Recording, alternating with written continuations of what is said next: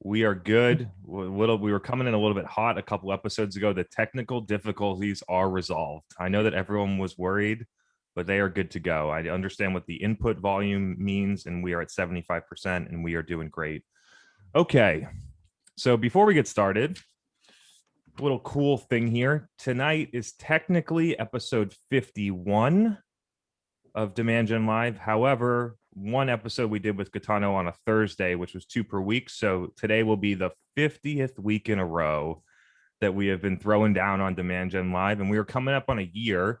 So it's weird to think about, but in 2 weeks, it'll be week 52 of us going around, it's just crazy what this past year has been, right? It's just crazy to look back.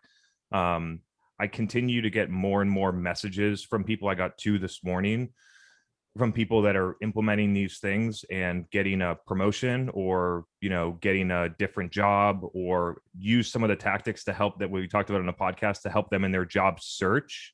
And so just a ton, it just makes me happy about how many people are listening to this and taking the information, taking action, and having success. It's just great. So shout out to all of you. And we appreciate the live listeners coming on, fueling you basically create the content with us. It's awesome.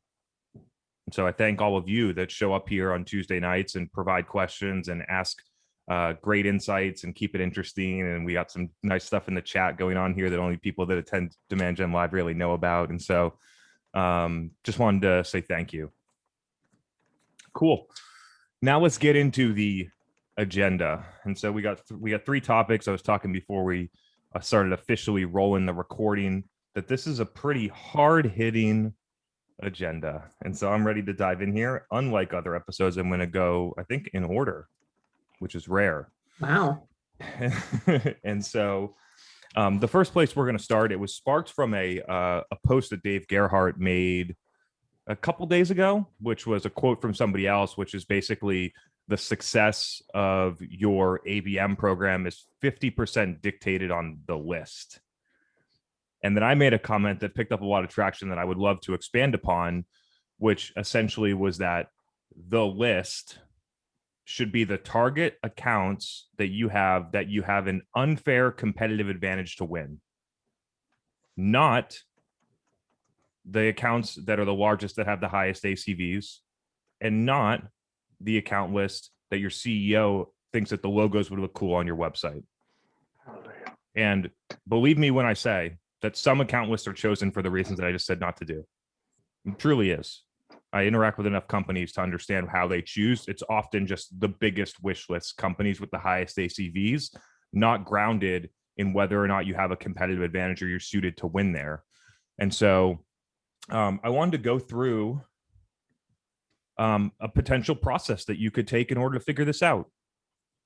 I'm going to close this attendee list. So a potential process that you could use to figure this out I like to use this no matter what when I enter a new company as a marketing employee or a marketing leader. This is what I do. And it would serve you well if you were going to do an ABM list as well.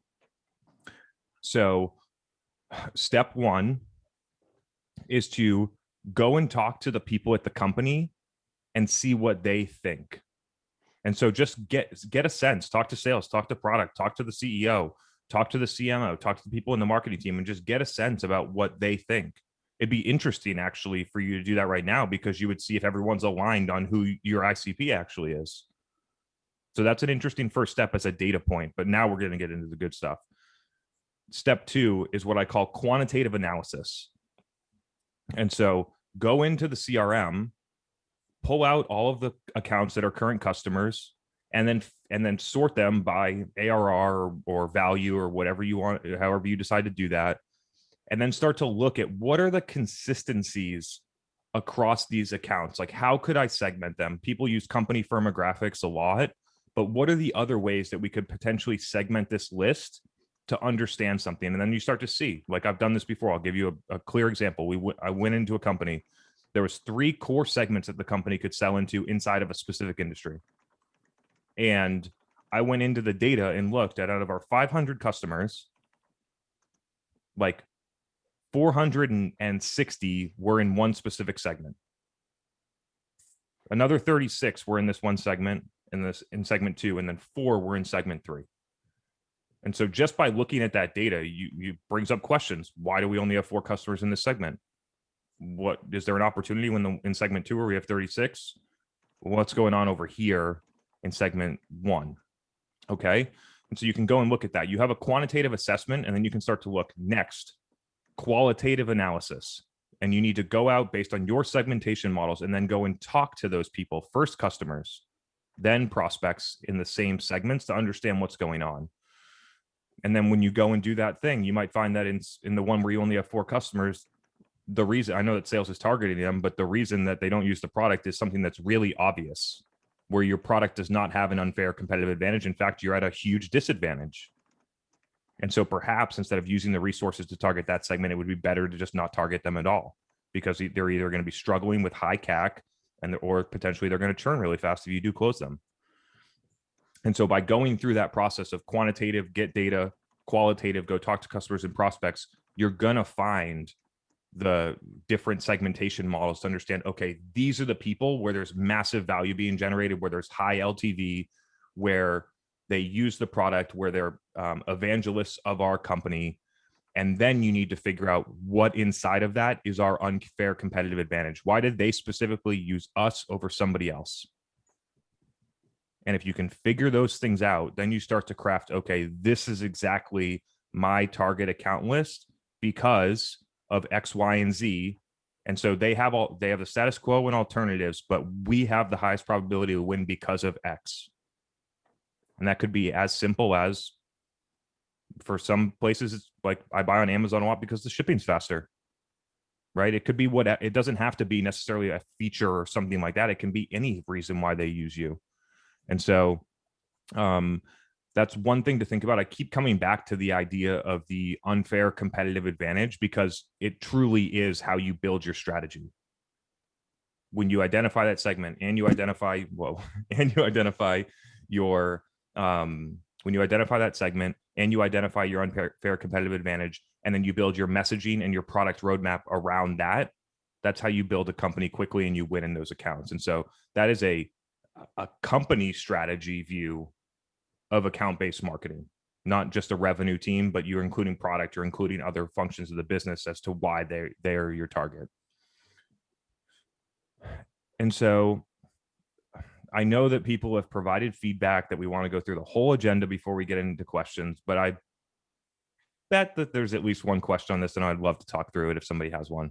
Yeah, Alejandro had a question around who should be the true owner of the list. Is it the executive team with input from marketing and sales and client success? Like, who's really the ultimate owner, responsible party for this decision?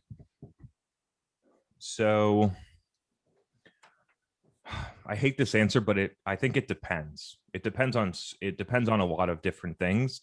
In my view, that if you have a capable CMO marketing pure strategist in SaaS, a lot of the CMOs tend to be more on the demand brand side than the true like business strategy side.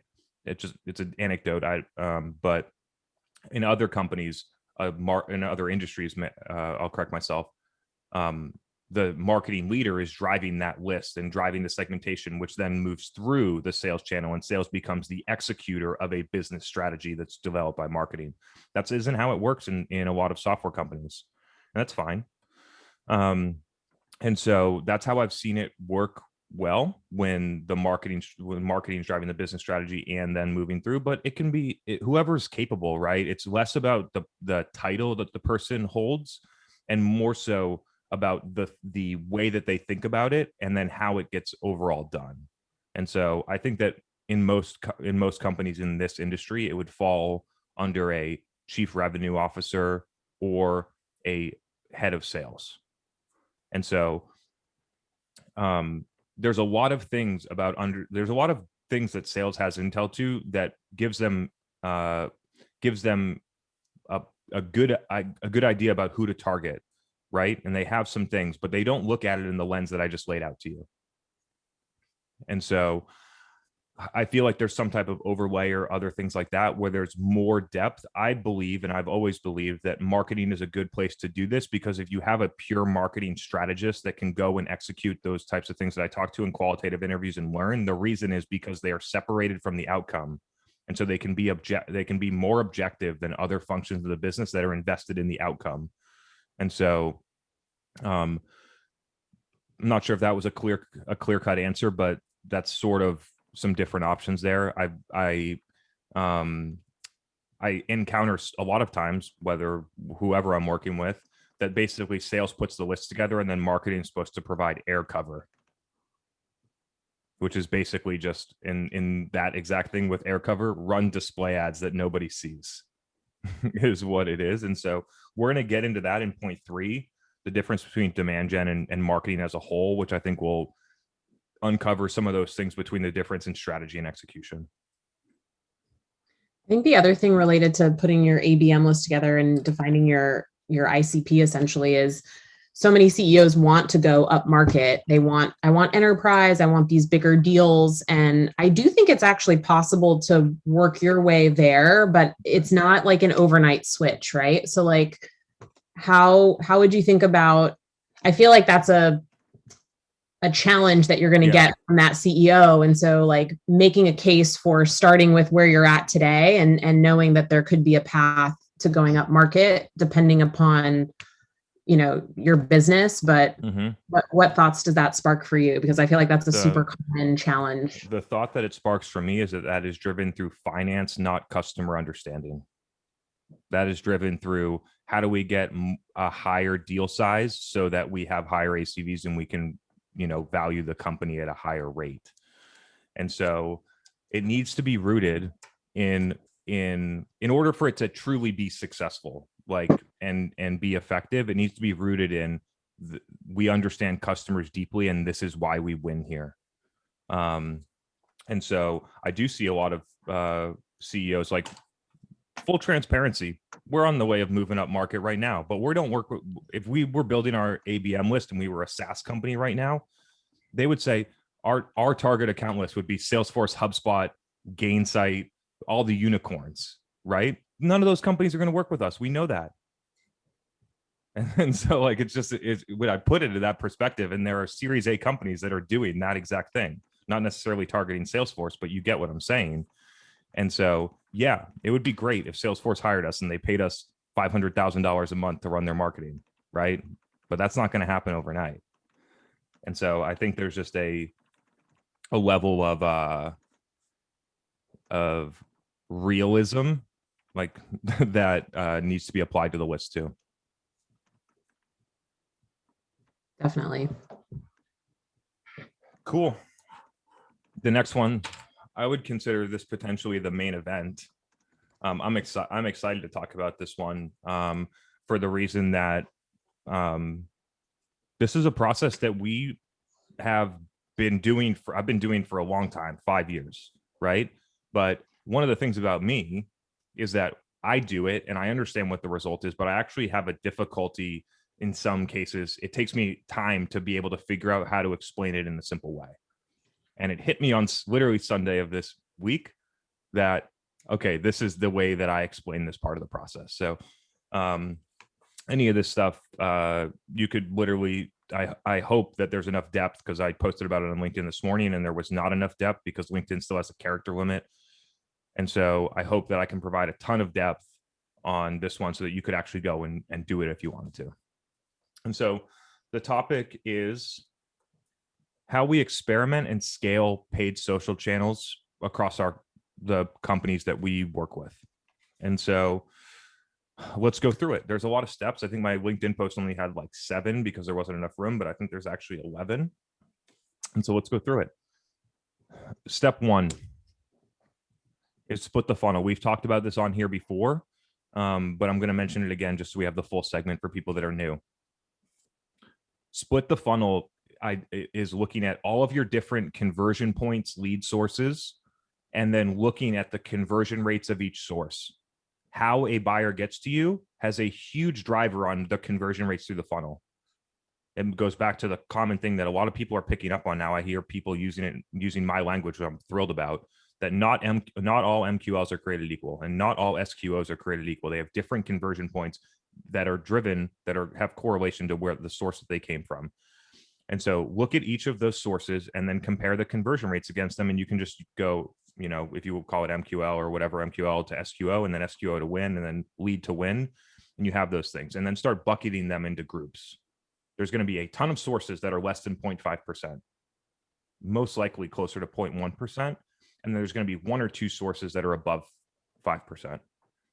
And the difference in those two things is the level of intent that the buyer declares to you. And so by understanding that there's two distinct buckets, with one with very poor conversion rates because they have low or no intent to buy your stuff.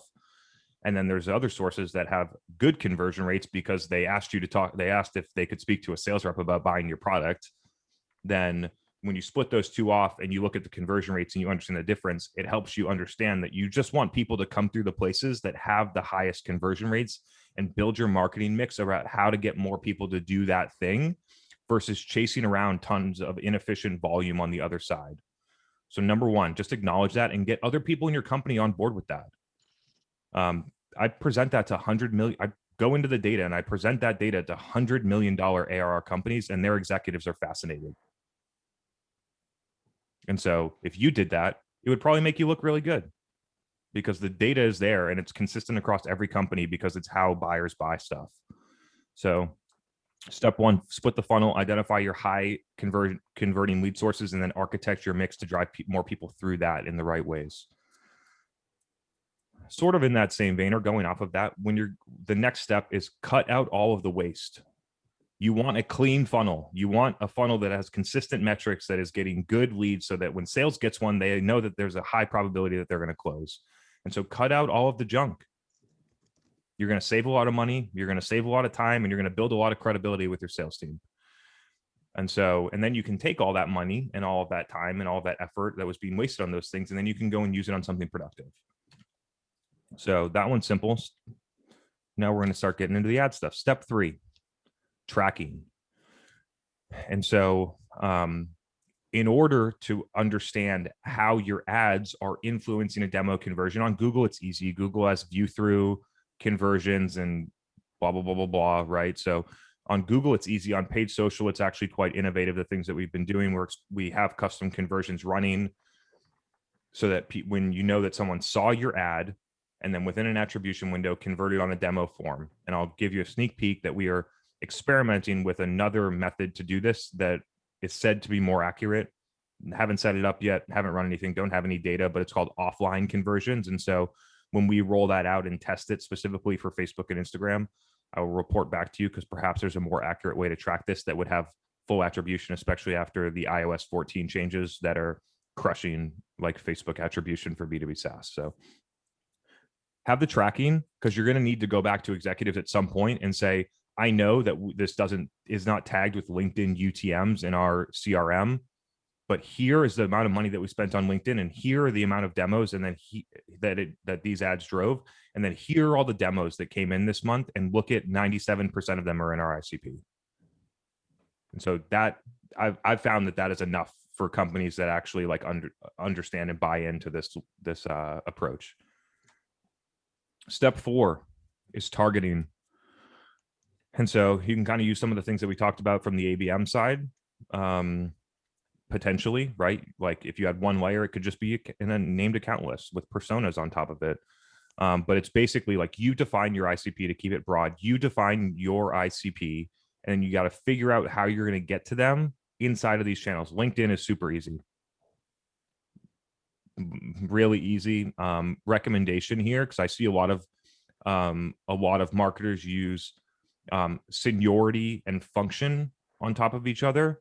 I highly recommend not using that, because LinkedIn is not very good at understanding seniority. And so we've run these tests before, and I've inherited them, where you have director to CXO as seniority, and your function is sales, and then all the ads get run to sales managers, and you're trying to sell to someone 3 or 4 levels above them. And so be careful with that. I highly recommend just using pure job title targeting. Build the list once, and then you can copy campaigns and keep using it. On Facebook and Instagram, for a lot of B2B companies, you're not going to be able to target natively. I talked to a ton of companies that don't believe in Facebook because they try native targeting and it didn't work, it makes sense. And so we use metadata as a tool to do that. We use their targeting product, not their autonomous demand gen product. And we also are experimenting with Clearbit. Their Clearbit X is a fair alternative, both of these. The caveat with this, again, I'll say it, is that there's no sense in buying either of these tools if you're not prepared to spend $25,000 or $50,000 or more on Facebook and Instagram ads per month, because the cost of the software is high. And so get your targeting in place for those 3 core channels, because then when you start running the ads, you got to know that the people in the audience are in your ICP when you see demo conversions pop out, because you're not going to have UTM. So you need to have the targeting right. Do not use LinkedIn Audience Network. Do not use expansion. Do not use lookalikes on Facebook. Do not use algorithmic expansion initially on Facebook. Core audience, show efficacy. Step 5 is content and creative process. And so when you move to this method, you need to figure out how to create content at a much higher rate than companies do today. And you need to understand the format of the channel. The reason that we're going to create it rapidly, and we're also going to keep it simple, I'll get into that in a minute, is so that we can learn really quickly without going and spending 3 months making a video that it doesn't work, right? And so low lift, static images, creative stuff that you can create at a high volume in order to learn and in order to show efficacy is really important. So building that process where the product team feeds you the feature that just got launched, and then you can build the creative around that, and then you can run it, and then you can glean the insights that are important, and then you can feed that back into the process. And that process is going to continuously get better as you understand what's going on in the channel, and you're going to find things that work, and you're going to find things that don't work, and you're going to lean further into the things that work, and you're going to have more flexibility. The key on this is the creative must be a low lift at the beginning, because you need to show efficacy, which leads me to my next point, which is channel efficacy. The first 5 steps that I gave you should take a month in total. And step 6 is probably a 2 to 3 month process called channel efficacy. And so the foundation that got built, the creative that's going, the content that's going, and then you're actually running the channel. And you're running the channel in Facebook, Instagram, LinkedIn, different placements, different audiences, potentially, if you have different, several different personas that you're going after, or maybe you sell the marketing and sales and you do 2 separate audiences to see. And you're looking for a blip on the radar, knowing that it's going to be inefficient. You're doing this to learn fast. And so run all of the experiments, figure out, you're going to get demos in certain channels for certain placements on certain audiences for certain content with certain messaging. And when you see those things, take note of them, because there's something working here. And the goal of that is to, at the end of the process, understand, is the channel going to work or not? Is our audience, which audience that we had is working the best? Which one should we continue to use? How are we going to refine the audience? Do we need to move product marketing in there instead of just marketing managers? Do we need to do this? Do we need to strip out controllers because we only want to go after CFOs? Whatever those things are, you need to get to a place where you understand what audiences, what channels, and what content is driving the outcomes, and understand what your cost baselines are. This is a really interesting point. And so at the beginning, over those 2 or 3 months, you should have the highest cost baselines that you will ever have, because you hadn't run the channel. You needed to do the experiments. You needed to learn these things quickly. So you have a baseline. That is channel efficacy. And you can go back to executives and say, hey, on LinkedIn, we are getting demo requests right now. For over the past 3 months, we've gotten demo requests for $900. We know that is really inefficient, because we did all of these experiments, and a couple we spent 10 grand on, and they got no demos, but we're still at 900 in total.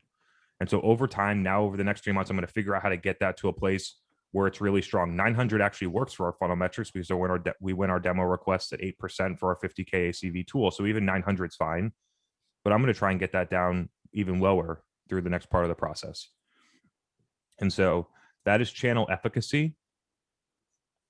The next key point here is, at this stage, you're 3 months in, those ads should be driven, depending on your spend, like should be somewhere between, it's really dependent on the spend, but you want to have like 10 to 30 attributable demos inside of those channels over that amount of time.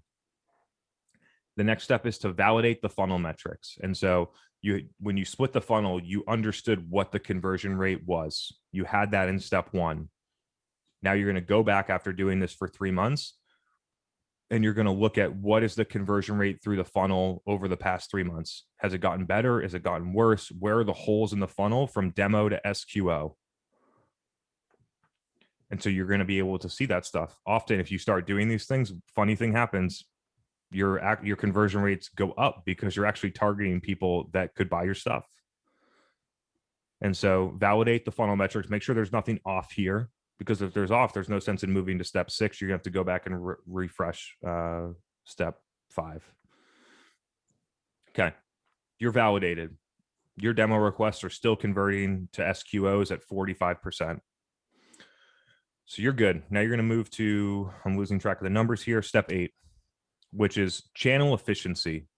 And so now that you have your cost baselines, and now that you have your overall process laid out, right? Like the creative team's doing things, you've got some learnings, your targeting's figured out. Over the next 2 to 3 months, you're going to figure out, how do I make this channel more efficient? How do I put better creative in there? How do I put better messaging in there? How do I get my targeting better? How do I shut off Facebook feed ads and move that to Instagram, move that money to Instagram stories, because Instagram stories is performing better? Whatever you're finding, like reallocating the media mix is a big part of this, because you might find that you initially put too much budget on one channel based on the performance, and you're going to want to reallocate that in a different way. And so over those periods of time, you're trying to scale up volume at the same spend while therefore bringing down your cost baselines. So you're showing efficiency. Now you have your funnel metrics to SQO. You most likely have a target for cost per SQO. You understand people that go through that part of the process, the conversion rate between SQO and closed won. And therefore, you're going to be able to project a customer acquisition cost against cost per sales qualified opportunity. And then you need to get in step channel efficiency, step whatever that step is. You need to get to a place where your cost per SQO coming through that channel creates a projected customer acquisition cost that's acceptable to your business. So there you go. Now you know that your customer acquisition cost for your 50K ACV SaaS tool is going to be $12,000 in advertising or whatever it is, right? Now you know that executives are on board, investors are on board, people are good. Now we're going to move to step 9, which is channel scalability. And so after you have efficiencies, we're going to start looking at where are the opportunities to scale these campaigns, where if we put more money into it, we're going to have the same overall process conversion to cost per SQO to 1, where we want to drive more volume through that process while maintaining the funnel metrics. And so this is truly the hard part. It's part art to understand how much money you can. It's a lot easier. Let me put it this way. It's a lot easier to scale channels when you're doing direct response lead gen, because the cost per lead is defined regardless of what happens after that, right? So it's a lot safer to just run lead forms until you and hit your $50 CPL and never look at the funnel metrics afterwards. This process that I'm laid out is truly a lot more difficult and also truly a lot more effective. And so on scalability, understanding what is the reach been on these campaigns, right? So I'll give you an example on LinkedIn. We're targeting a specific persona. There's 870,000 people that have a LinkedIn profile that fit the criteria that we're going after, large TAM SaaS. And the reach on our campaigns is only about 90,000. So we're only hitting 10% of the people that have a LinkedIn profile that meet our criteria inside of the feed. The question is why, right? And so why? Perhaps your bidding is set up so that you're not getting full reach. Perhaps 90% of the people in your persona don't use LinkedIn on a daily basis enough to see your ads. There's a lot of different reasons, right? And so understanding, is there more room to get more reach or efficiencies in scalability? And that can apply to all different channels. Another thing to look at is the frequency metric. and make sure that you're not saturating the audience, because if you put too much budget on something with a small audience, it's what I call audience fatigue or audience saturation, where people just see too many of your ads. And so maintain frequency to make sure that you're just not hitting people too hard with stuff. With the overall goal of this process about how do we continue to run our content and creative process that's working better, and how do we increase budget while maintaining funnel metrics all the way to cost per SQL. And then lastly, this is going to be happening in parallel with scalability, which is honestly my favorite part of the process. But what we just did over the past 9 steps was to create a result for the company that empowers creative flexibility, because there are results generated that hit the goals. And I talk about this a lot, that you can't do anything innovative as a marketer until you're hitting your goals. 1, set the right goals. 2, hit them. And then you can actually start to do a lot of the creative experimentation things that you want to do, which is probably the most fun part of marketing. And so now that the head of sales is happy that they're getting 100 demos a month, and those demos are becoming customers at 8%, and those 8 customers is generating $350,000 in net new ARR every month, and they're happy because that's what they need from a pipeline and revenue standpoint to hit their goals. Now you start to introduce more creative flexibility. And so that creative flexibility could include doing the current channels better. How do we make a really awesome video that people love, that's formatted for LinkedIn, right? Not a video that you're going to put on YouTube and then you're just going to run ads to on LinkedIn. That's built for LinkedIn. How do you start getting into animations or drawing or other different creative formats that can elevate the overall effectiveness of a channel with the same audience? How do you introduce secondary channels? How do you get all of the LinkedIn traffic that you are driving off of clicks to then be retargeted with a kick-ass video on YouTube afterwards? Because YouTube targeting is not good. And so by doing it that way, you might be able to actually find some stuff that's cool. How do you start a podcast or something like that? And then maybe your podcast becomes something like this that gets chopped up, that goes organic on LinkedIn, but then, oh wait, the organic LinkedIn post is doing so well that I'm actually going to take that post and run it as a LinkedIn ad, highly targeted to the C-suite, to demonstrate our creative, our strategy recommendations as a point of thought leadership inside of the channel, right? So you get a lot of flexibility once you're hitting your goals to go out and experiment and find new paths that might work. And so, wow, that was quite the process there, people. That is the first time that I've ever communicated that clearly. So thanks for being a part of it. No, that was awesome. Getting a lot of great comments. Liz had one question. It was sort of to an earlier part of the explanation around how to use metadata or Clearbit, like getting a little bit more tactical of how you use that for targeting. Yeah, so between the two tools, the actual targeting component of it is relatively similar, and then the rest of their product goes in 2 separate directions, right? And so if you want to use, we don't use the full product of either, but if you want to use the full product, really analyze which part you need, because they're distinctly different products. But inside of just the targeting, they're relatively comparable. And so we just use the targeting component, and you're basically going to get a huge, big list of ways to target people. You can target based on what CRM they use. You can target people based on what their NAISC code is, whatever that means. I think it's like some type of like whatever product they sell or something. You can target people based on how many employees are in the company, how much revenue the company has, what industry the company's in. And then you can put on top of that I want to give for those types of companies that use these types of tools. I want to target people that have the title marketing in it, or product marketing director, or those types of things with location. So it's honestly, it's probably a little bit more robust than the LinkedIn tool overall, because there's some things like revenue that LinkedIn doesn't have right now. However, then you go out and build the audience. That audience will get built inside of those tools at somewhere. I mean, if it really depends on your TAM, but for a lot of the companies that we do, those audiences are going to get built between 300,000 and 1 million people, right? And then that tool needs to go to their database, get all of the names, and then try and go and match them up with Facebook. And you're going to have somewhere between a 25 and 40% match rate on contacts. And so your audience that started at 1 million is going to end up in 250,000. And then you're going to have that audience that you can then go and run ads on inside of that channel.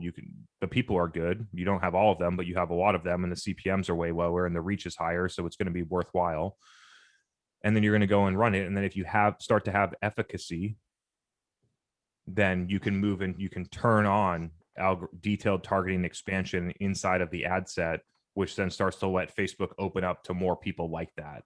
And then if you start to have success with that, then if you have a large TAM, then you could introduce a 1% lookalike audience and then run that for a couple $1,000s and see if you have acceptable cost per attributable demo inside of that channel that matches what you would on your core metadata or Clearbit audience. And that would be that's how you take like an audience, gets filtered down by the match rate, and then you expand it back out inside of Facebook. That's how we do it. One other follow-up from Anna. Do you have examples of creative you recommend for the earlier testing phases? Earlier testing phases, we keep it simple.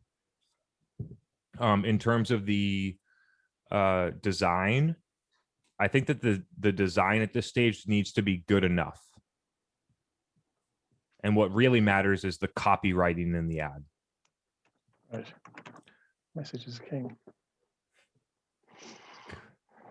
Can we mute that? The copywriting is what's most important at the beginning, and the targeting, right? So the reason that we keep it as a low lift is because you can show efficacy with just great words that are targeted at the right people with the right objective and destination and tracking, right? And so I see companies that go out and spend $20,000 or more on a creative agency and then put creative in the channel, and the messaging sucks, and they spent a ton of money on the creative and it didn't work. The whole point of this thought stemmed from a post that somebody put, that they had a $50,000 budget they gave to an agency. The agency built a $40,000 video, saved $10K for media. The video didn't work and the whole project failed. And the whole problem at the beginning is that you spent $40,000 on your first video before you validated the channel.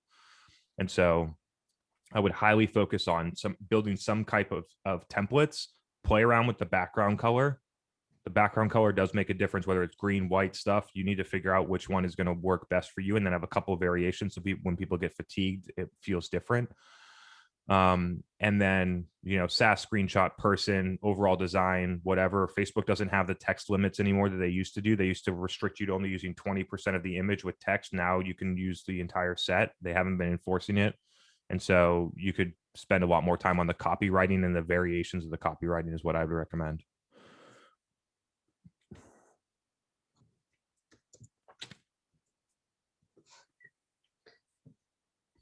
You want to take a question break?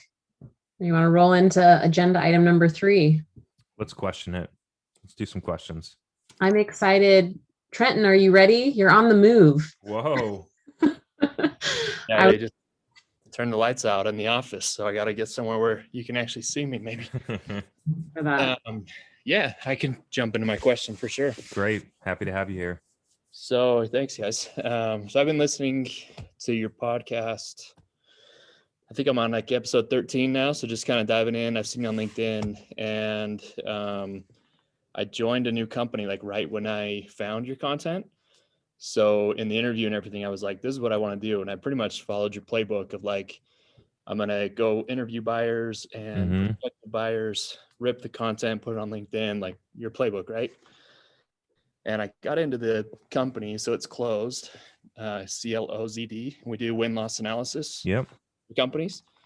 And so I'm like, man, we could just do a ton of interviews. Product marketing managers are like our ICP, right? So now I'm having this struggle of they want me to go super deep on win-loss analysis. Like all of our content, all of our blog, all of our keyword targeting should just be that. And it's not very high search volume. Like, I don't feel like we can go very far with just that. So I'm kind of having this internal argument of like, do I go broader and it's more about the buying decision in SaaS, like how to, or a ton of content for product marketing managers, or do I just focus super hard on win-loss analysis? And if I do that, could I still follow your playbook? And I feel like some things fall apart at that point. Like if I'm way targeted on win-loss analysis, a podcast is probably not going to be supported by like win-loss analysis over and over and over in my mind, right? It might be for just a more niche audience. Sure. Right. No matter like how niche you get, there's still, as long as the topic matters to somebody, and this one will matter to somebody, that you could still get somebody. It's just not probably going to be a million people. Right.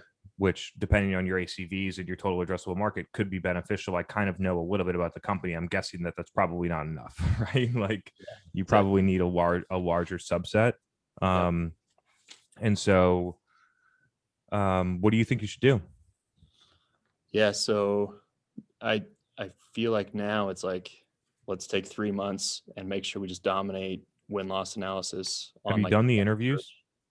I've just started. So I've been reaching out to product marketing leaders, sales leaders, and we have this interesting idea to actually do, instead of an interview where it's like a non-sales situation, it'll still be that, but it's actually almost like a sample buyer interview. Okay. And then kind of share that on LinkedIn and show people like, here's how people think when they're going through the buying process for your SaaS tool, right? And we think it could be really interesting if I can get a thought leader that's like just bought a CRM or something, and they were thinking about like the standards or a marketing automation tool, and they're like HubSpot or Outreach or whatever. And then after the interview, like post that on LinkedIn and tag those companies. Be like, did you know this is why you lost, or did you realize this is why you won? I think that could be kind of interesting stuff too. So is your question rooted in it's more like content strategy, or is it bigger than that? It's the audience and the content. Like I'm having this argument internally of let's go super narrow on just win-loss analysis, but my audience is bigger than that, right? Like I have product marketers, I have CROs, I have CMOs, and they're not always going to care about win-loss analysis. When they're thinking about it, sure, like they'll find us, but I want them to know about us well before that, right? So that's what I'm trying to figure out. Do I go super deep, or do I go broad and more audience-based or more niche content-based? Yeah. So here's a couple ideas. I'm not sure that I have the answer for you, but here's a couple things that you could do. So step one is, if you have your SaaS metrics and it's matched to your CRM, you should be able to understand who are the people that use the product the most. So I would do a quantitative analysis on what are the job titles and stuff like that are the people that are actually your power users. So going to be a great insight for you to understand if there's a gap between who's buying and who's actually using. So that's one thing that I think you could take away and go. Another thing, which I couldn't figure out exactly based on what you said, but I would go, have you talked to 10 customers yet and just understand what they're actually doing with the product? Because that might help you a lot. Because they use different words and different things, and you're going to pick up on that. Did you do that yet? Yeah. So I just started. I'm in my second month, so I'm scheduling all those interviews. Out. I mean, we have a kind of an unfair advantage because we do our own win-loss analysis. So I've got a whole repository of Here's the answer. We're there. It's really difficult to build a content strategy before you understand what the audience really cares about. Right. And so this is a struggle with every single company, and I've been in it as a head of marketing before, where you want to move to execution before you really understand your strategy. And so my recommendation, if you need to put out a couple pieces, just put them out on win-loss analysis and keep doing your stuff, because you're going to find enough in the interviews, and you're going to learn enough if you actively listen and you ask the right questions and you're curious and you learn, that you're going to have your strategy when you come out of that in 45 days. Yeah. Cool. Sweet. Yeah. Just wanted some backup, some clarification in my mind. Yeah. Great question. That one tested me a little bit. I like it. I'm glad you're implementing the model, man. It's going to work for you. I'd love to have you come back in 60 days and report back on how it's going. Yeah, I'd love that. It'd be really fun. Awesome. Cool. Great Thanks to see you. And Trenton, check the chat. David had a good suggestion of for you as well. So just scroll back there and check it out. Great. Yeah, thank you guys for that. Our good friend Max has a podcast question. I'm bringing you on, Max.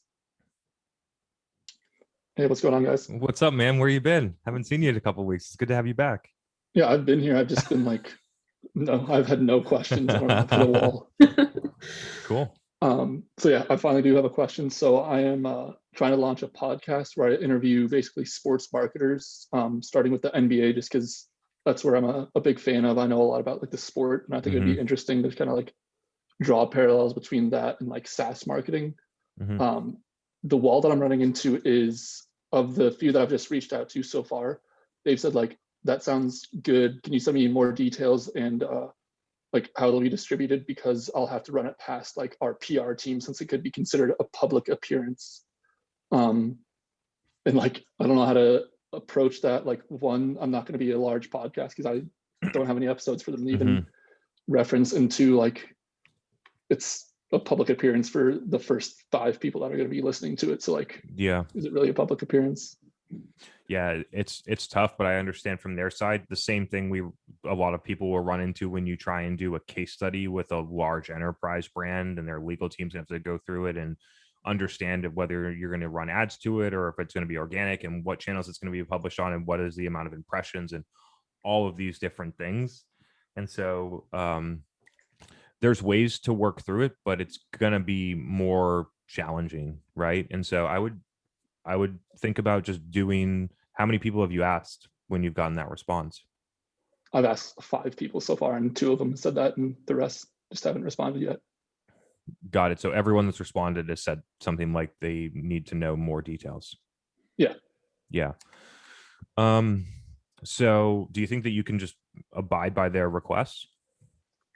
I mean, yeah, but like they're going to see the distribution plan is just like, I'm going to post it on LinkedIn. It's going to drive content, and it's just going to be like on podcast. And they're going to be like, okay, well, what's your impressions? I have no stats. This is just launching. Like, and then they're just going to immediately brush it off because it's just launching. So it's just like catch-22 almost. Yeah. I mean,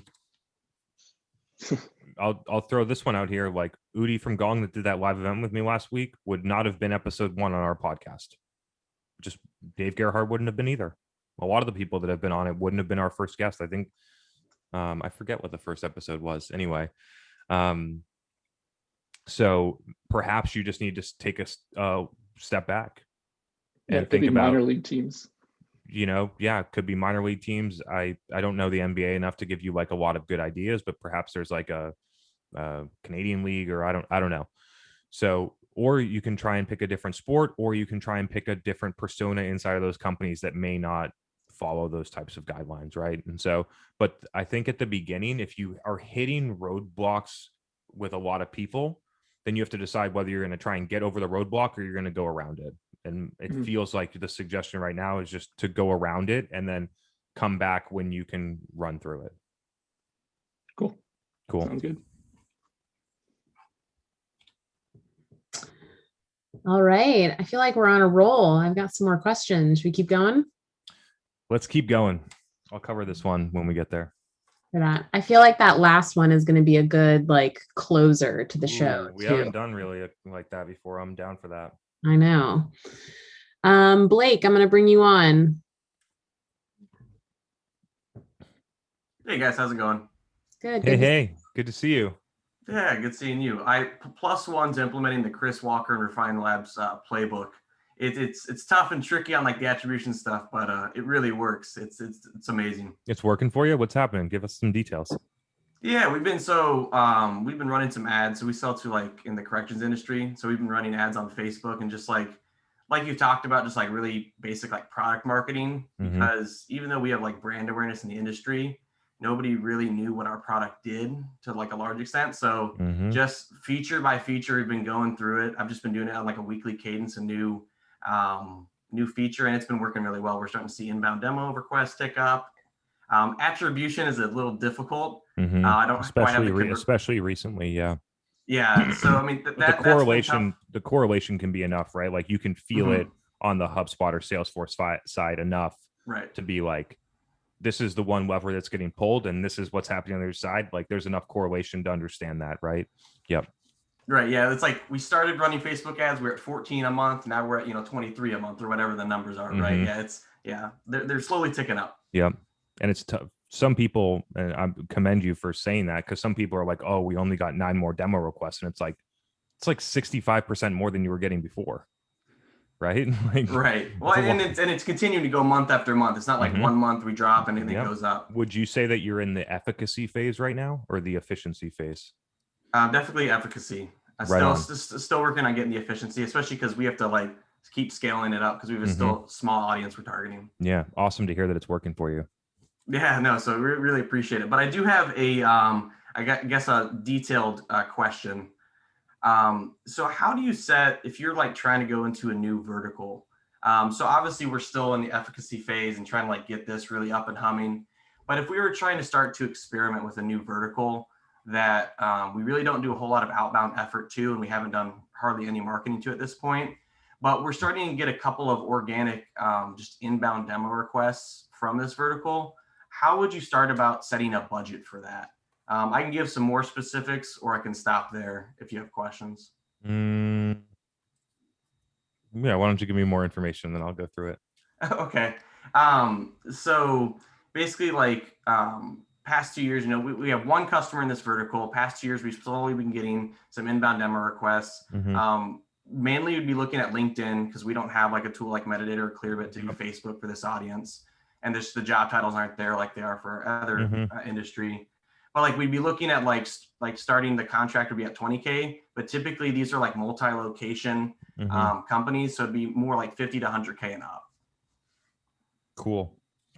So my recommendation would be to identify people that are in that vertical that have the same job titles as the ones that are submitting your forms and actually becoming customers, and talk to prospects before you validate it with real people before you run ads on it, because then you remove one variable out of the equation, which is that these people just don't want it, right? So if you remove that variable, then you're okay, it's just the messaging, it's just the targeting, it's just the channel, it's just you eliminate one variable from the equation. Otherwise, you're going to keep wondering, is it LinkedIn's fault or is it that these people just don't want our stuff, right? And so that would be the first recommendation. And then the key here, because a lot of companies do this, right? They have success in one vertical or one persona or something like that. And they're like, oh, we can go and do these 7 other ones. And when they do the 7 other ones, they lose sight of the one that's working, and the one that's working falls apart, and then the whole system breaks. And so it's just about making sure from a mindset and a mind share standpoint that you are focused primarily on running the engine and making the one that's working work better. And then place these little bets around. Once you talk to people, you understand what they want, put 1,000 on LinkedIn, set up custom conversions, run the campaign, see if you get a blip on the radar.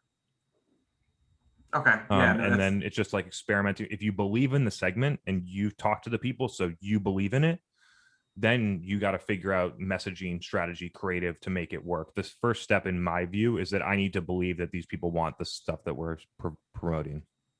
Do you think talk to already who's come in? Because we've had the inbound demo requests. Like I said, we don't have a large customer base, but we have people that have come in and asked.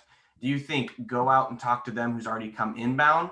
Or do you think go out and talk to somebody cold who hasn't gone inbound? Or probably ideally both. Yeah. Ideally both, okay. Right? Because you're going to go on, you're going to say, hey, I know that you submitted a demo request 8 months ago and you didn't decide to buy. I would love to understand just what your experience was and why you decided not to. And then just understand that perspective, right? It could be our specific industry requires this specific security feature that your product doesn't have. And we found that out late in the sales process, so we couldn't buy it. Right? You might find something that you don't really know, which then would say, oh, we don't have that security feature. It's going to take us 3 months to build it. We're not going to be able to run these ads for at least 3 months. Yeah. Okay. Yeah. That's super helpful and insightful. Appreciate that. Cool. Good to see you, Blake. Yeah. Good seeing you, Chris. Thanks, Megan. Thanks, everyone. Thanks, Blake. All right. You're on a roll. I'm bringing our good friend Carl on. You have a website question. What's going on, Carl? Hey, Chris. Hey, Megan. What's up, Nick. Carl? I didn't know that you were in Canada. Oh, yeah, I'm Calgary. Nice. Yeah. Good to have you back here. You're showing us all up with your video again. Yeah. Yeah. So I do have a website question. So we have our website set up for prospects, but there's a secondary audience that keeps coming to our website, and they're an important part of our business. It's nonprofits. They're coming in through organic. We see it through Search Console, what they're looking for. They're coming in through our paid ads because our paid ads, our content, they're consuming the exact same content that our prospects are doing. So it's having an effect on our conversion rates on our demos. And it's kind of throwing off our numbers. Like I can report we have X amount of demos, but we have to take into account how many of them are essentially nonprofits. And, we have to go through that. We tried to create off ramps on the demo request page. It's like, if you are a nonprofit, click here. And I can see it in Hotjar. There's still a lot of traffic and clicks through the nonprofit off ramp and even on the nonprofit nav bar. So have you ever had an experience where like a secondary audience is consuming the exact same content as your prospects, and how would you be able to separate that? I guess not even just from a website, but from like a demo request, so we can kind of isolate it? Or is it sort of, we're just gonna have to live with it? Is the question how to get them to not submit the form or how to remove them from the analytics? How do you remove them? I guess either or. Like, how do you get them off the form, and then how do you get them out of the analytics? And the analytics, that's why I'm having a problem with our team, because our fields are like 12, 13 deep, because we need to be able, our inbound team needs to qualify and get those people out. And that's why we have them. We're like, and they could be prospects, they could be clients, and just by the name of the company, it won't matter. Like we still have to have that conversation to weed them out and to direct them somewhere else, or actually go through and impact. Like everything else is going well. It's just that aspect is the big question mark we have. Yeah. So the thing that I know is that from an organic search standpoint, it's very difficult to stop people from submitting your demo form that don't belong there. It's just hard to do it. Like we sell companies that can never sell to a company that's less than 200 employees for whatever reason, and you still have 50 employee people submitting that form, even if you're very clear what is your employee count, and 50 is not an option, right? Like, and so it's hard to stop those things. And so the easiest thing that I found is to not spend all that much time on it and just sort of work around it. Now, the next step is if they do submit the form, what is the actual issue? Is it wasting sales team's time? Is it that you don't have a way to automatically disqualify them? Is it that you don't have a way to politely disqualify them so that they feel like they're taken care of? Is there a downstream issue in it too? No, not necessarily. Like we have one inbound BDR who pretty much, the moment a demo fill happens, she's on it and she connects with them, and then she directs, right? Okay. But I think what's happening is I really want to start like showing the reports and everything. Like I mentioned, implemented, ungated everything, like awareness driven, like even our agency was so surprised. She was like, we didn't believe that this would work in terms of we've been running lead gen for so long, but you told us to turn everything off like that, and you just completely cold turkeyed us. But they could see the SAL and SQO just up and up and up and up, month after month after month. So now, can you talk about that in more detail for people that are listening? Like, so let me give some context. There are a lot of people that have moved forward and ungated their content, but haven't taken all the other steps that you've taken, right? Ungated the content, but run ads, do the other things, because just taking your ebooks that are sitting on search where search traffic is going there, and then taking the gate off is not enough. It has to change your actual mindset, your content strategy, and your distribution strategy in order to actually be effective. So would love to hear just like what you found you heard SALs, SQLs stuff moving up. Like what are the things that you did to move those? So one of the big mindset shifts was like, and I wrote about this too, is like understand the difference between you're creating demand versus capturing demand. And a lot of the activities we were doing is we were trying to do both. We're trying to capture and raise awareness and educate, but it just didn't make any sense. So we're going to use these specific channels for, I would say 95% of our content. We use them purely to educate. Do not expect any leads coming back. And we even, from our weekly reporting, we have MQLs that most people started to look at as, oh, we got a lot of connections. I said, from now on, and I did a presentation to marketing team, that number, we're going to completely discount that. And we're just going to focus on our SALs, SQOs, bookings, pipeline. Don't worry about that. And there were people that are like, well, that number is so high. I'm like, yeah, but that number doesn't mean anything. So we, there's still reports on it, but the main number we're focused on is, create demand. And we've got the language going. Everybody's using it. It's like create demand, capture demand. What are we doing? And every time a new content piece comes out, the question is, where is this? Is this a capture? Or this is a create demand.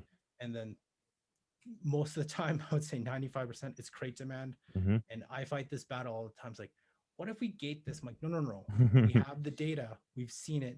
We've seen the SALs. We've seen the bookings.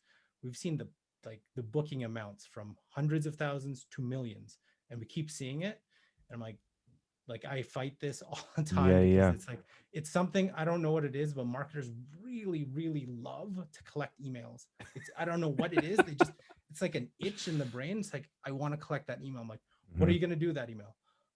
I'm going to lead nurture them. I'm like, okay, how are you going to lead nurture them? It's like, oh, we're going to send them emails. That makes no sense.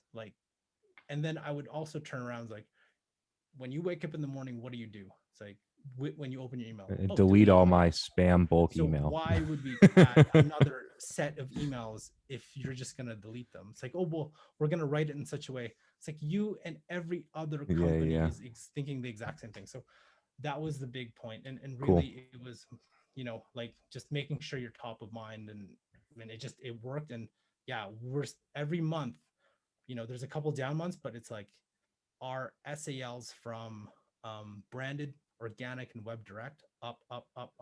And now I know our CMO is like, how can you help outbound? Because inbound, we're crushing it every single month. So can you help our BDRs go outbound? Because that's the issue now. That's the wrong strategy, by the way. Yeah. So yeah, the quick insight for you, as once you have enough data, like 3 quarters previously, you're going to look at it monthly inside of the dashboard, but when you report on it quarterly, because the down months they're going to happen. The quarters are going to show you what's actually happening from a trend perspective. So when I have 3 quarters of data, I move to quarterly reporting to executives, which is really helpful. Now we diverged a little. We took a little bit of a journey over here, but let's get back to your question, which is on the demo form. So it doesn't feel like there's a disqualification issue. It doesn't feel like there's going to be a really obvious way to stop these people from submitting the form. And so what I would do, actually, that would impact what you're concerned on is demo page conversion rate, not MQL to SQO or whatever you want to call it. So no, but whenever we get our weekly or monthly reports, and this is probably another follow-up question later on. Yeah. We're focused on our mid markets, crushing it. We're talking like SQO to booking 70%. We really want to focus on enterprise, SQO only 35, 40%. So I'm like, the next challenge is you've got the nonprofits out. How do you now target to enterprise? And how do you increase the conversion rate of enterprise? Yeah. And I was like, that's the next big challenge, because I was like, and moving, like as a marketer, moving the conversion rate of SQO to 1 is a tough game, right? And we work with enough companies that sell SMB, mid-market enterprise for me to know that the enterprise conversion rates from SQO to 1 are lower than the mid-market ones, right? Yeah. And so perhaps that's just a natural effect. You should try and move it, but I wouldn't necessarily set the benchmark of mid-market win rates to be for enterprise to be there, because that might not be realistic. But a lot of good stuff in there. 2 people on here have talked about how they've implemented these things. I loved a couple takeaways from your story. I loved how the organization is in the language of distinguishing whether you're capturing or creating demand. So really awesome insight when everyone on the team is speaking that language, and then you're aligned on what you're doing when you're creating versus capturing. And then those results were awesome. Really good stuff, man. Great to see you. Carl. Oh yeah, Orette, you're still here. You asked a question earlier. This might be your first question. I'm going to bring you on so you can ask. Where'd you go? There you are. I'm here. Awesome. Thank you so much. It's been great hopping on these podcasts the last couple of weeks. Nice. Great to have you. Yeah. So Chris, my question revolves around your process or the types of questions that you like to ask when you're doing customer interviews or prospect interviews. Mm-hmm. Yeah. So like what are some of your go-to questions to like really get those really impactful insights? So the process that I've used before, I'd use this whenever I'm talking to someone to try and glean insights. It's not your first question, it's the third question that you ask down that track of questions, right? And so I'll ask a question and then they'll say something, and then I'll say, why do you do it that way? How do you do it that way? What were you doing before, right? And then so basically start with a prompt, and then see if you get something there. And if you have something that's interesting, keep going with open-ended question, why, how, what's, right? And you can move down with 2 or 3 or 4 segments of questions, and the lower that you get, the real stuff comes out. And so that's one way to do it. And so have a core set of like 10 questions that you want to address. That are another framework that I've used before is called fact, opinion, feeling. And so it helps people open up to tell the full story. And so the first question is going to be fact based. And so I'm going to try and think about this one on the fly. What was our how many MQLs did we get last year? Okay, so then someone's going to say 5,000. It's a fact. They know it, right? Then the next question would be, how do you feel, or what do you think about if we increase those targets 2x? And then somebody would say, I don't think it's going to happen. Opinion. And then the next question would be, how would it make you feel if we doubled the target and you missed? And so you can figure out what the context is, but when you get to the feeling, you get to what people are actually, you get to the emotional root of it, but you work someone through, because if you just ask the question, if we doubled your targets and you failed, how would you feel? You might not get the same answer. So it kind of helps someone get to that point. But I love once you figure this out, it's a natural skill. I've been doing this for almost 10 years now. And so at the beginning, I wasn't very good. It takes practice. It takes going out there and asking questions and trying to figure out, how someone responds, and just get the reps in initially. And have, what I like to do is I like to have a overall purpose for the meeting. So I want to drill into these 6 topics and understand what people think. And then I'm just going to go into one topic and follow that in a lot of different ways. And then when you start following it, you get to understand language, you understand new topics, you understand different things. And then you do that over a period of somewhere between 6 and 12 customers. I find that somewhere in that range, you hit diminishing returns where you start to hear the same stuff. And then you start to hear the consistencies of what people say, there'll be some that are consistent. And then as you start to drill deeper, you'll find some really cool stuff. And so I'm not sure that there was like a massive, like a really strong framework in there, but just about have an agenda. And then it's more about the practice of asking questions to get deeper into what you actually want. The next thing that I'll add here is, at the beginning, the biggest mistake that I made was that I asked a bunch of leading questions that led people to the answers that I wanted to hear, versus not being invested in the answer and being invested in just listening to what they have to say. And so there's a discipline level there about making sure that you're not saying, would you like it if this thing happened? Or I don't know what the thing is, but there's ways that we subconsciously move people to the answer that we want to hear, and then they feel it and they just give you the answer, and they start to shut down in terms of, this person's not necessarily listening to me. They're just trying to get the answers that they want to hear. And so that's just something to avoid the mistake that I made early on. Great. Thanks. Awesome. Happy to help. Good to see you on here. All right. Charlie had a good night, but we're going to make it even better and let him ask his question. And then we can, I think, segue back to the last agenda item. Love it. Hey, Chris. Good to see you again. Hey. Great to see you again. What's Cool. up? So my question is about podcast distribution. So I've launched and like, yeah, I think it's going all right. Like I'm getting decent views, but the guys I chat to are like, yeah, you need to have a distribution strategy. But like, I feel like I'm a bit scared to distribute. Like I'm on these WhatsApp groups full of marketers from my master's degree, like 100 marketers on it. And I'm like, or Slack channels with like 7,000 marketers, but I feel like it's too spammy to just start posting stuff in there. So I guess my question to you is like, the early days of Demand Gen Live, like how are you balancing the line between the two? And if you could list some of your like top distribution tips and strategies, that'd be great.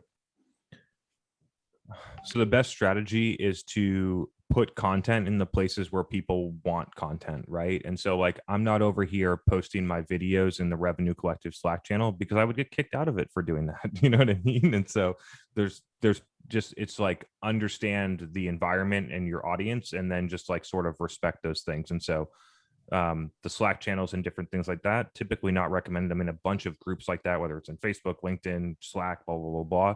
So not places where I post content. I recognize the places where people are looking for the content and then I just put it where they are. And so when we started Demand Gen Live, I think at that point I had like 18 or 20,000 LinkedIn followers. And so the audience was already going, right? But at the beginning, if we strip out the State of Demand Gen podcast that exists right now, I was doing a podcast at the beginning to feed the videos to go from 3,000 to 20,000 followers over that 6 to 8 month period of time.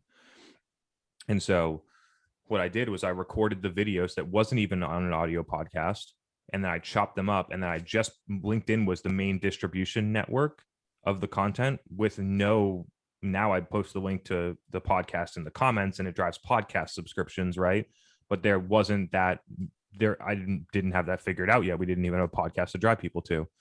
And so I think that there's on the podcast in general, if you want people to actually go into Spotify or Apple and listen to your podcast, there are only a couple ways that people are going to find that. They're going to search for a topic, and then you need to just have the name of your podcast search optimized so that they find it. That's one, right? Like someone goes in and searches Demand Gen, we're going to show up number one. Somebody searches B2B SaaS marketing, we're not going to show up number one, right? And we just acknowledge that. The next one is that somebody that listens to it tells somebody else. And that usually can drive some stuff. That's how we get most of our users right now.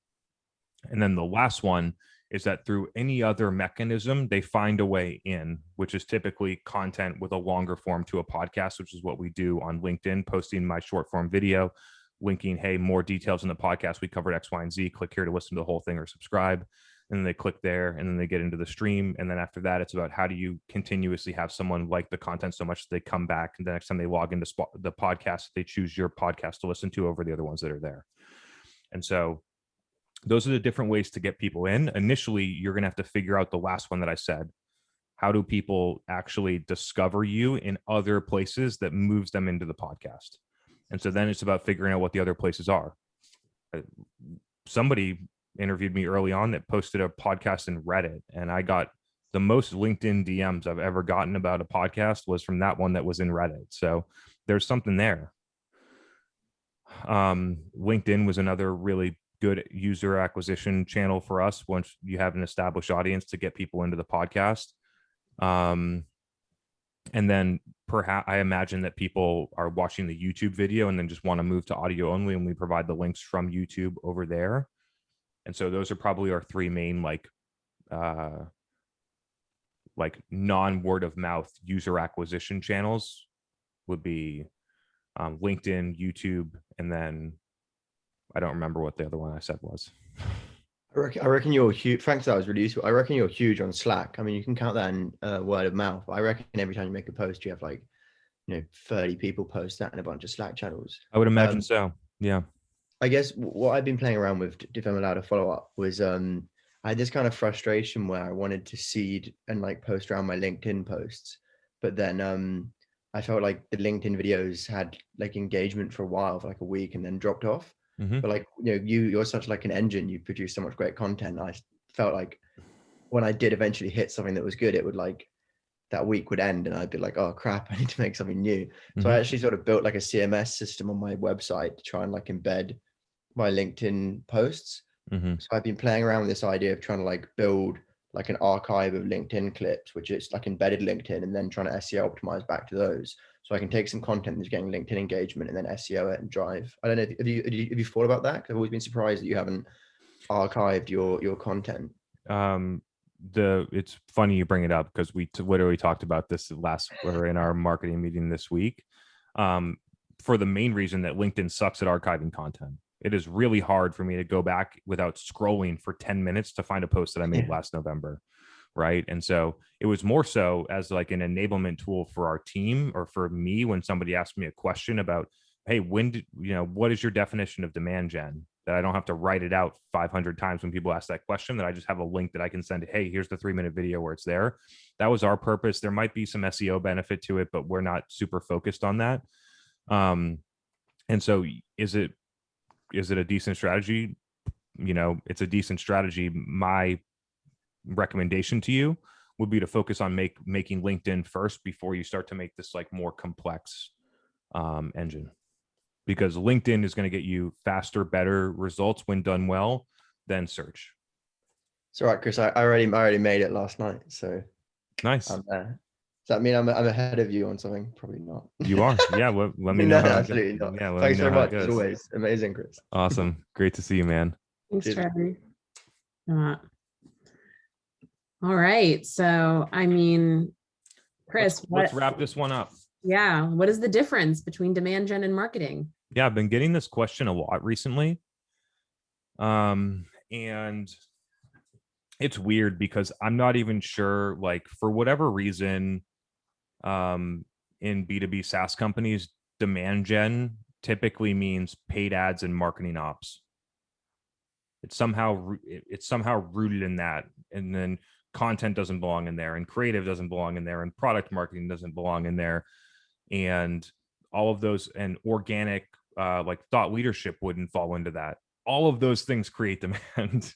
You know what I mean? And so I feel like just the overall definition of demand gen that exists right now is flawed and outdated. In order to actually generate demand, you need more components than just ads and marketing ops. And so I want people to think about that one as I move into the next thing. The way that I split this up is the easiest, and it's not necessarily the difference between demand gen and marketing, but it's the difference between strategy and execution.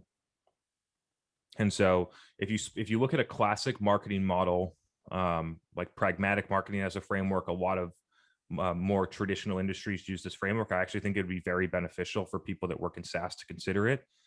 Is that there's two components of the framework. The first side is what people would call pre-launch. So pre-launch, competitive analysis, pricing research, sales collateral, positioning, messaging, strategic narrative, targeting, segmentation, positioning, go-to-market strategy, or distribution strategy, or all those different things is the pre-launch marketing strategy. And you could do that at a product level, or you could do that at a company level. And then you have everything else that is post-launch. And that would be sales readiness, comms and promotion, which is usually what marketing, that one little box of comms and promotion is usually the one box that most companies fit into for SaaS. And so when you split them up into two, and you start to look at how important the strategy is at driving the execution, then that's what I find to be the difference. Now, demand gen for most people does not involve all of the execution, right? It gets more sub-segmented in.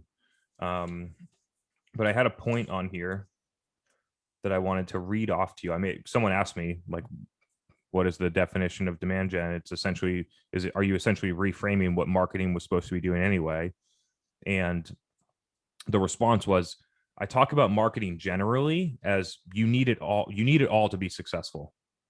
But it can be divided into strategy, which might involve customer research, positioning, strategic narrative, segmentation, targeting, product marketing, and execution, content, comms, channels, measurement, reporting.